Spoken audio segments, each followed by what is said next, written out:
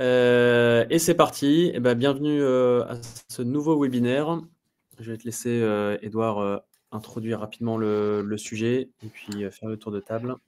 Oui, bonjour à tous. Merci d'assister à notre webinaire avec RIVP et Intent Technologies.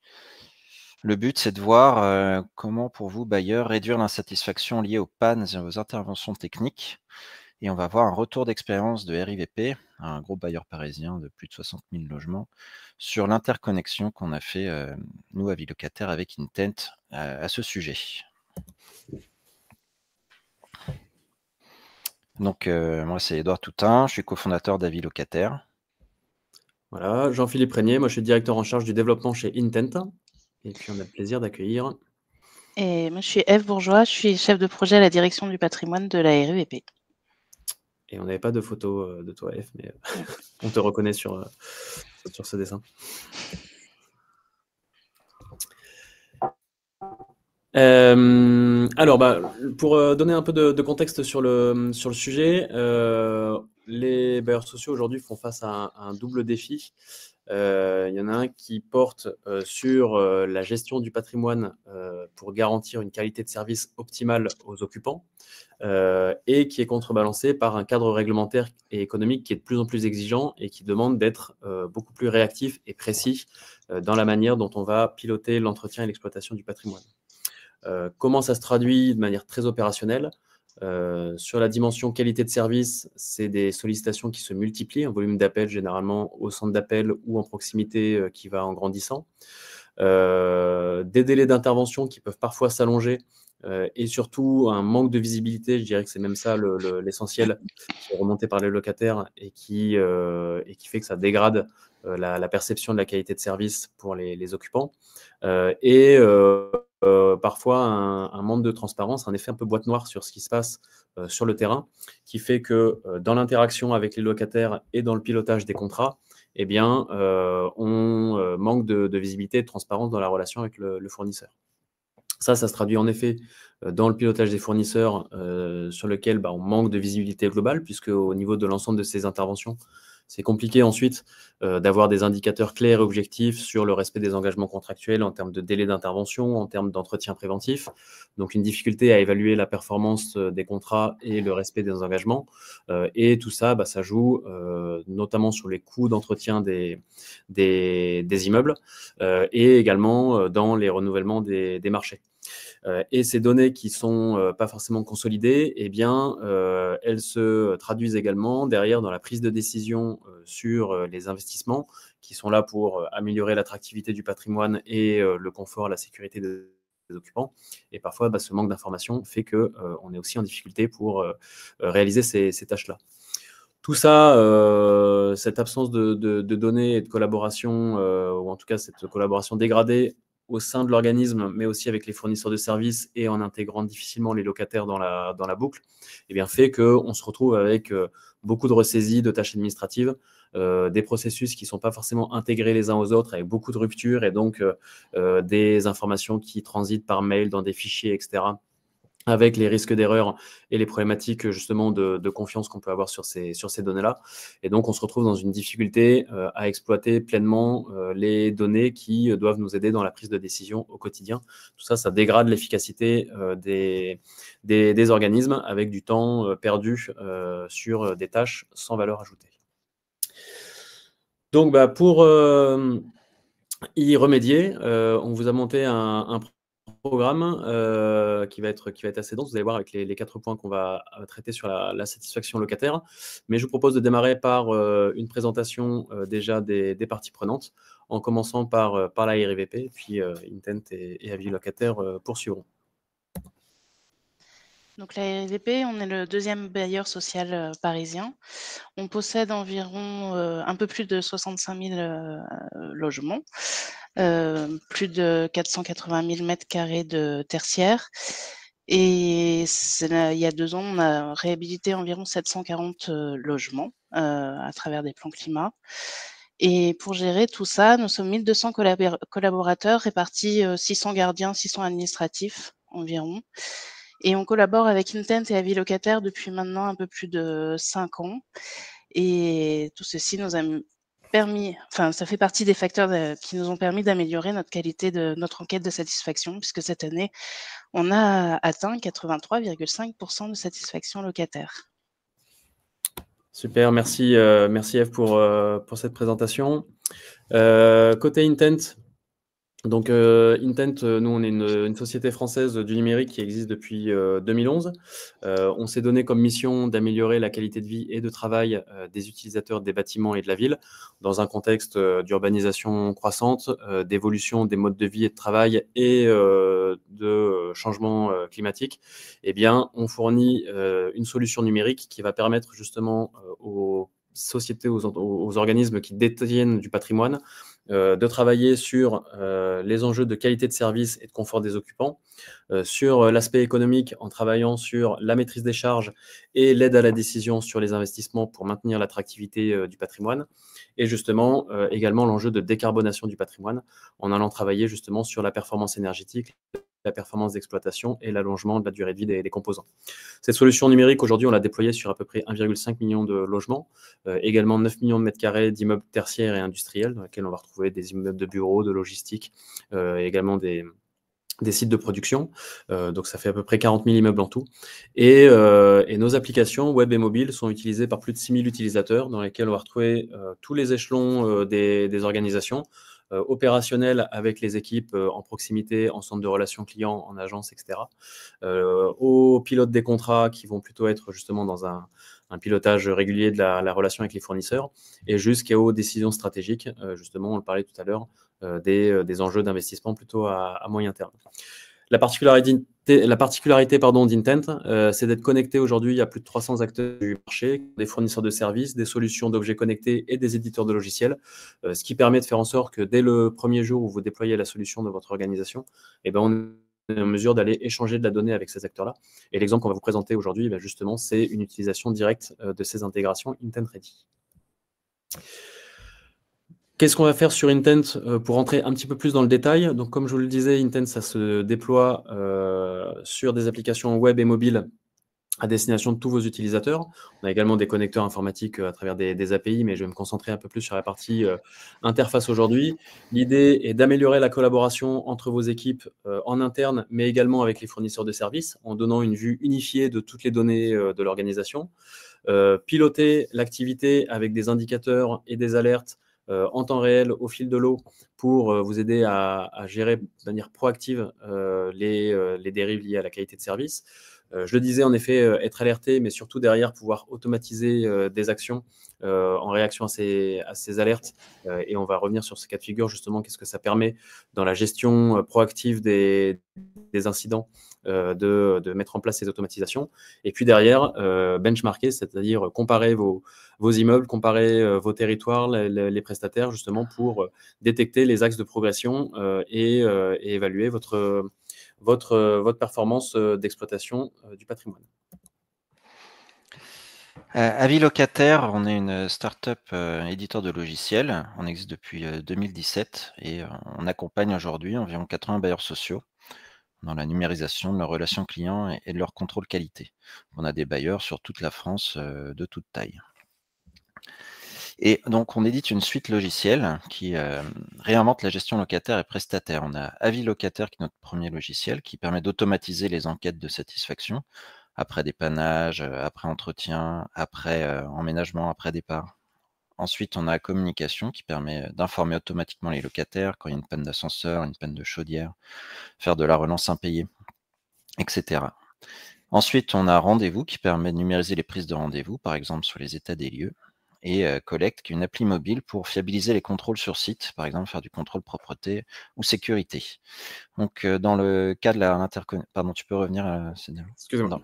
Dans le cas de l'interconnexion avec Intent, pour RIVP, on a travaillé sur les deux premiers logiciels, donc les Avis locataires et Communication. Et on a... Et donc, on travaille aujourd'hui à faire des connecteurs avec les ERP directement. On a déjà un connecteur actif avec Aravis, l'ERP d'ACG, et on travaille avec des connecteurs pour Sopra et Aeron, avec un connecteur pour Sobra qui doit arriver cet été. Alors, c'est quoi le but de notre connecteur avec Intent? C'est de fluidifier la communication entre les bailleurs, les prestataires et les locataires. Donc Intent, comme l'a dit Jean-Philippe, c'est un hub de données qui permet de centraliser, automatiser la transmission des demandes d'intervention entre les bailleurs et leurs prestataires. Et nous, avis locataires, on va apporter un suivi transparent en permettant de collecter et analyser les retours d'expérience des locataires sur ces interventions. Donc, dès qu'il y a une intervention ou une panne dans Intent, on va pouvoir envoyer des enquêtes de satisfaction et des communications sur ces pannes et ces interventions. Les bénéfices en bas, c'est que ça permet d'engendrer moins d'appels et de réclamations de la part des locataires. On imagine une panne d'ascenseur, les locataires n'auront plus besoin d'appeler le bailleur parce qu'ils auront déjà reçu un SMS informant que le bailleur est au courant. Une meilleure coordination des interventions, deuxième bénéfice, et enfin un engagement renforcé des prestataires puisque voilà, ils savent qu'ils sont mieux suivis par le bailleur. Alors, comment ça fonctionne dans le détail? On va suivre les flèches du schéma. La première chose, c'est qu'un événement est constaté sur le patrimoine. Donc, ça peut être justement une enquête, enfin, ça peut être une intervention dans un logement, ça peut être une panne d'un équipement. Et ça, on va le récupérer soit via les données qui nous sont partagées directement depuis les logiciels des prestataires dans Intent, soit depuis les équipements connectés et les plateformes de télésurveillance qui sont connectées à la plateforme. Ces interventions permettent de déclencher des notifications sur Intent qui vont justement déjà en premier lieu informer les collaborateurs de l'organisme en proximité, en centre d'appel à tous les niveaux qu'il s'est passé quelque chose sur le patrimoine, mais aussi d'envoyer une notification justement à avis locataire pour dire un événement de type panne d'ascenseur ou de type intervention dans un logement a été constaté. En fonction du scénario et de l'événement qui est constaté, eh bien, en cas de panne, la solution communication d'avis locataire va envoyer un SMS au locataire pour lui dire attention, voilà, comme Edouard vient de le dire, une panne a été détectée, mais on est déjà au courant, pas besoin de surcharger le centre d'appel, on vous informera quand ce sera remis en service. Ou à l'inverse, une intervention est prévue et voilà des informations sur l'intervention qui va avoir lieu dans votre logement. À l'inverse, à la fin de l'événement, eh bien, on peut avoir un SMS qui va signifier la remise en service de l'appareil, ou à la fin de l'intervention, une enquête qui va être envoyée pour aller mesurer directement à chaud la satisfaction du locataire. Et ce qui fait qu'à l'arrivée, eh bien, déjà, on va massifier les enquêtes et les communications qui sont faites pour anticiper de manière proactive les communications ou la remontée d'informations locataires. Et puis, forcément, ça va permettre de détecter également plus rapidement les situations dans lesquelles les locataires pourraient être insatisfaits pour diverses raisons et de pouvoir aller avoir des actions proactives dessus avant que la situation ne s'envenime. Et donc ça, aujourd'hui, comme on le disait, on bénéficie de l'écosystème Intent Ready, de tous les acteurs qui sont connectés à la plateforme Intent. Et ça veut dire que ces scénarios-là, on va pouvoir les déclencher automatiquement à partir des données de plus de 300 partenaires. Donc, quel que soit finalement le type d'intervention qui vont avoir lieu sur le patrimoine, en multitechnique, en chauffage collectif, en ascenseur, etc. Et quelle que soit la taille de l'entreprise, puisqu'aujourd'hui, on a des solutions qui vont permettre d'aller connecter de la TPE jusqu'au grand groupe, eh bien, on va pouvoir homogénéiser ces scénarios-là et déclencher les scénarios de notification et d'enquête sur 100% des événements qui surviennent sur le patrimoine.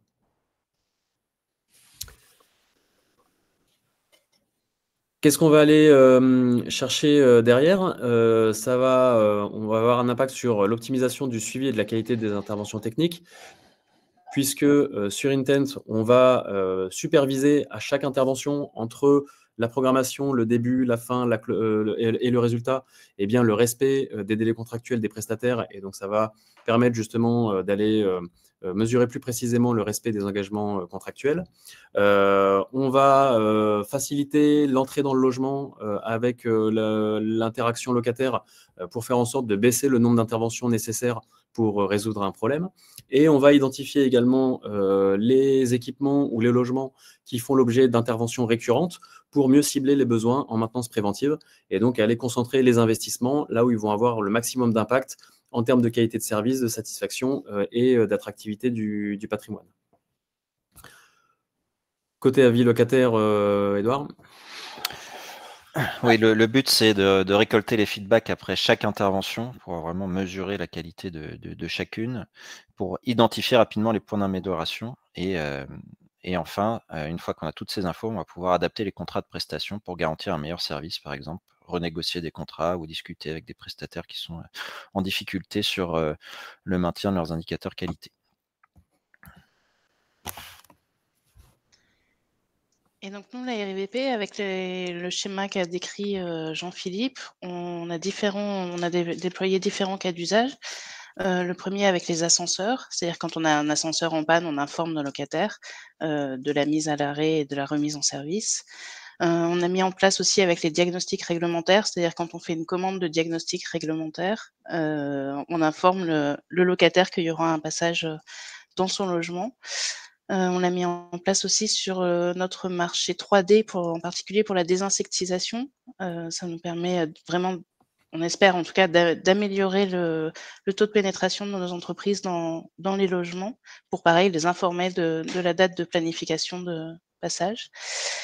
Et après, plus historiquement, on avait mis en place les communications sur les interventions techniques, où on informe le locataire déjà qu'on a bien pris en compte sa demande, et après la date de passage avec l'entreprise.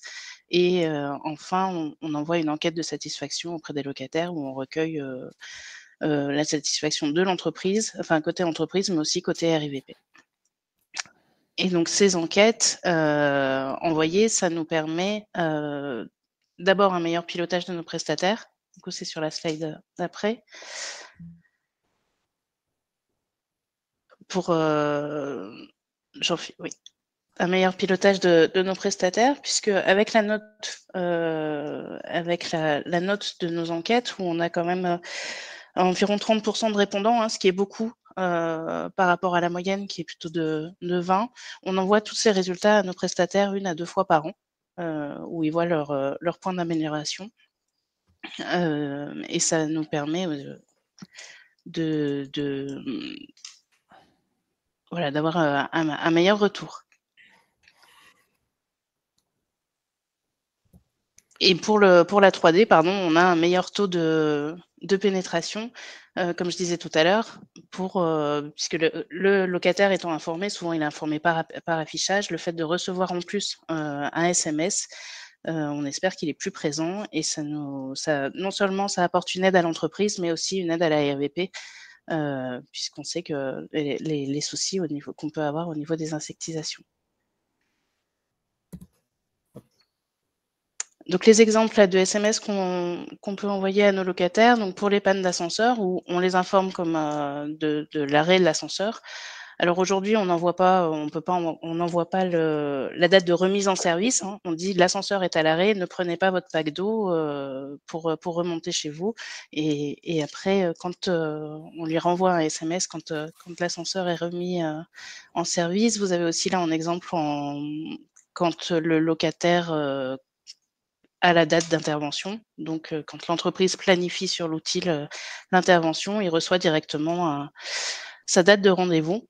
Et si jamais il a un empêchement, il peut contacter son gardien. Et enfin, le lien vers l'enquête de satisfaction avec l'envoi SMS. Et on double aussi pour certaines interventions l'envoi email. On a pu répliquer ce qu'on a fait avec RIVP, qui était un pionnier sur ce connecteur avec d'autres bailleurs déjà. On a pu répliquer les communications ascenseurs avec Domo France. On a envoyé 13 000 SMS depuis 1 an. Les enquêtes après les interventions techniques, on a pu les répliquer chez Mesolia, Aquitanis, SIGH et Logiciamp, avec des taux de retour qui vont entre 22 et 31%. Et enfin, on imagine d'autres cas d'usage futur. Donc là, on est en train de déployer la désinsectisation, et ensuite, on peut imaginer des communications sur les pannes ou les maintenances de chaudières collectives, et également des communications à chaud sur les fuites d'eau dans les logements, afin que les locataires puissent vérifier qu'il n'y ait pas de fuite, ou s'il y en a une, la signaler. Il nous reste 1 minute ou 2 pour les questions. Donc, on a une question de Madame Bonetti pour Intent, pour ce qui concerne les équipements. J'ai eu la réponse dans la suite de votre intervention, je vous remercie. Très bien. Super, merci. On peut peut-être prendre encore une minute s'il y a une autre question, puis après on va libérer pour les prochains webinaires.